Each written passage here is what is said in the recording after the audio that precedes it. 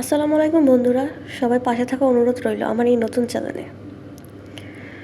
স্ত্রীকে খেয়াল রাখলে, যত্ন করলে, ভালোবেসে ঘরের কাজে সহযোগিতা করলে এটা বউ পাগল বলে না, বরং আমাদের প্রিয় নবী সুন্নত।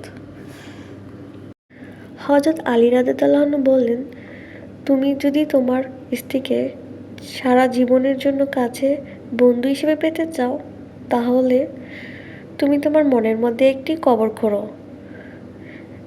করে রাখো, যেন স্ত্রীর সকল দুষ্টুটি সেখানে দাফন করতে পারো।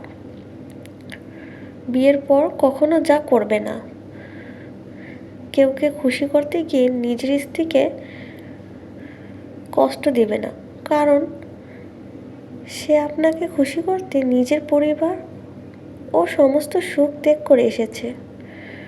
অতএব স্ত্রীকে মনটাকে বুঝতে চেষ্টা করুন, তাতে দুজনেই সুখে থাকবেন ইনশাআল্লাহ।